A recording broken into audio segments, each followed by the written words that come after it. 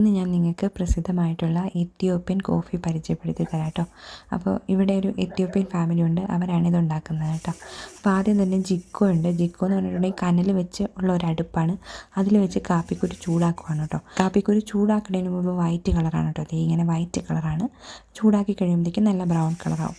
അപ്പോൾ അത് കാപ്പി ഉണ്ടാക്കാനുള്ള ഉപകരണങ്ങളൊക്കെയാണ് കേട്ടോ പൊക്കത്തിരിക്കുന്നത്. പക്ഷെ ഞാൻ ഇവിടെ വെച്ചും കാപ്പിക്കുരു പൊടിക്കുന്നതായിട്ട് കണ്ടില്ല കേട്ടോ. ആ കാപ്പിക്കുരു മുഴുവനോട് ഇടുകയെന്നാണ് എനിക്ക് തോന്നുന്നത്.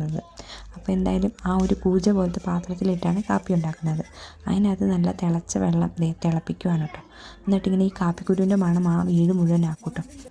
എന്നിട്ട് ഈ കാപ്പിക്കുരു അങ്ങോട്ട് ഇട്ട് കൊടുക്കുകയാണ് ചെയ്യണത്. പിന്നെ കുന്തിരിക്കയാണ് ഒരു ചുമന്ന കുഞ്ഞു ബോക്സിൽ അവിടെ ഇരിക്കുന്നത്. ആ കുന്തിരിക്കും അവിടെ കട്ടിച്ച് വയ്ക്കും കേട്ടോ. ആകെ മൊത്തം ഒരു അടിപൊളി മണമാണ് കേട്ടോ ആ വീട് മുഴുവൻ. കാപ്പിക്കുരുവിൻ്റെ മണം, കാപ്പിയുടെ മണം, പിന്നെ ഈ കുന്തിരിക്കത്തിൻ്റെ മണം. എന്നിട്ട് അതൊന്ന് കുടിക്കണം. മധുരം ഇടാണ്ട് കുടിക്കുന്നതാണ് നല്ലതെന്നാണ് അവർ പറയുന്നത്. അടിപൊളി ടേസ്റ്റാണ്.